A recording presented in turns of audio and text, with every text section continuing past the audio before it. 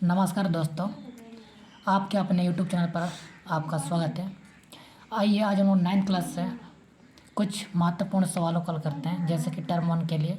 अब पहला जो सवाल है, आकृति में यदि ए बी समांतर सी डी और सी डी जो समांतर है ई एफ के समांतर, और जहाँ पर वाई अनुपात जेड दिया हुआ है, इसका वैल्यू जो दिया हुआ है उनका 3:7 है, तो एक्स का मान क्या होगा।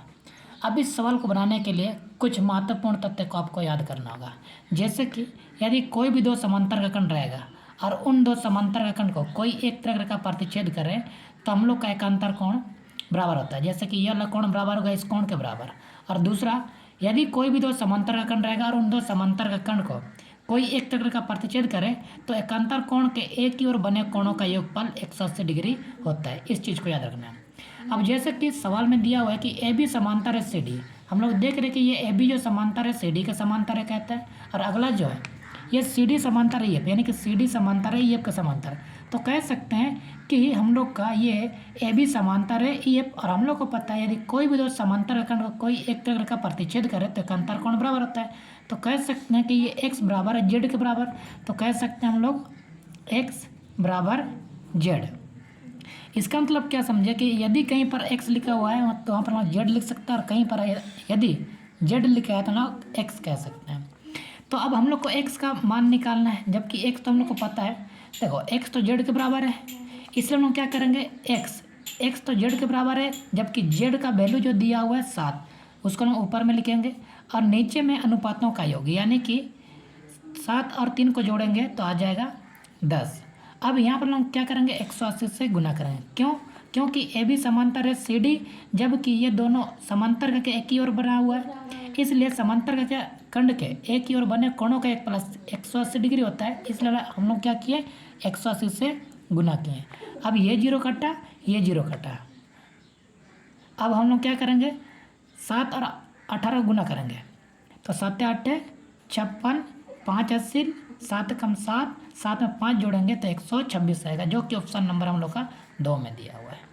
उसी तरह से अगला जो हम लोग का सवाल है, जैसे कि आकृति में यदि पी क्यू समांतर आर एस है और कोण एम एक्स क्यू बराबर 135 डिग्री है और कोण एम वाई आर बराबर 40 डिग्री है, तो कोण एक्स एम वाई का मान क्या होगा।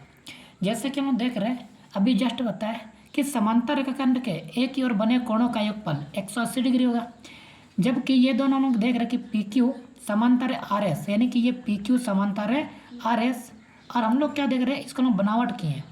अब पी क्यू के समांतर हम इस तरह से इस रेखाखंड को खींचे ताकि ये पी क्यू समांतर एम एन है।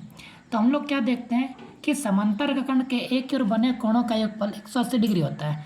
अब तब ये दोनों पी क्यू समांतर क्या होगा, ये पी क्यू समांतर एम एन होगा, तो कह सकते हैं कि ये दोनों एक ही ओर बन रहा है समांतर रेखाखंड के, तो इन दोनों का योगफल कितना होगा 180 होना चाहिए। जब यहाँ पर 135 है तो यहाँ पर कौन सा कोण होगा, इस कोण का मान निकालने के लिए 135 यानी कि 180 में से ना 135 घटा देंगे तो हम लोग का आ जाएगा 5, और यहाँ पर 7 है, 7 में से 3 तो बचा 40, मतलब यहाँ पर हम लोग का 45 डिग्री।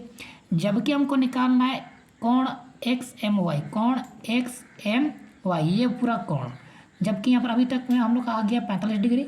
अब उसी तरह से एम एन भी समांतर है आर एस के समांतर, तो इसका जब 180 140 है तो यहाँ पर कितना होगा, तो इन दोनों को भी हम जोड़ेंगे तो 180 होना चाहिए। जब यहाँ पर 140 है तो जरूर यहाँ पर 140 है, तो यहाँ पर हम लोग क्या होना चाहिए 40। अब इन दोनों को जोड़ेंगे तभी ना 180 होगा। अब हम लोग को कहता है कि कोण एक्स एम वाई ये चीज़ निकालने के लिए दोनों कोणों का योग करेंगे, तो 40 में अगर 40 में हम लोग 45 जोड़ेंगे तो हो जाएगा 85, जो कि हम लोग का ऑप्शन नंबर कौन सा है, चौथा। अब उसी तरह से अगला जो हम लोग का सवाल है, जैसा कि क्वेश्चन नंबर 3 में लिखा हुआ है आकृति में यदि ए बी समांतर डी ई तो कोण बी सी डी का मान क्या होगा। अभी जस्ट बताया कि समांतर रेखाखंड के एक ही ओर बने कोणों का योगफल 180 डिग्री होता है। जब यहाँ पर हम लोग का 180 है, अब क्या करेंगे आकृति में यदि ए बी समांतर डी ई तो कोण बी सी डी ये वाला कोण हम लोग को निकालना है। अब क्या देख रहे हैं इसको हम लोग बनावट किए हैं ए बी समांतर सी एफ यानी कि ये दोनों समांतर है। और हम लोग को पता है कि समांतर रेखाखंड के एक ही ओर बने कोणों का योगफल 180 डिग्री होता है। जबकि यहाँ पर 100 है तो हम लोग का यहाँ पर कितना डिग्री होगा, तो जरूर हम लोग का 80 डिग्री होगा, तभी ना इन दोनों को जोड़ेंगे तो 180 आएगा। अब यहाँ पर 80 डिग्री है। अब उसी तरह से हम लोग देख रहे हैं कि डी ई भी समांतर है, किसके समांतर है, ए बी के समांतर। जब डी ई समांतर ए बी के समांतर तो ए बी तो समांतर है सी एफ। अब ये दोनों समांतर होने की वजह से हम लोग क्या करेंगे, यहाँ पर 120 डिग्री है तो यहाँ पर भी हम लोग का इन दोनों का योगफल 180 होना चाहिए। अब यहाँ पर 120 है तो यहाँ पर जरूर 60 डिग्री हो रहा होगा। और हम लोग को पता है कि एक सरल रेखा में बने सभी कोणों का योगफल 180 डिग्री होता है। अब यहाँ पर 60, यहाँ पर 80, जब जो दोनों को जोड़ेंगे तो हो जाएगा हम लोग का 140।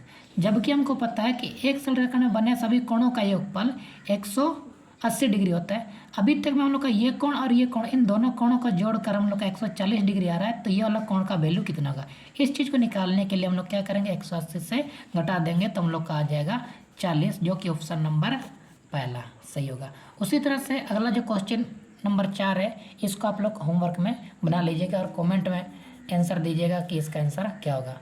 थैंक यू वीडियो देखने के लिए।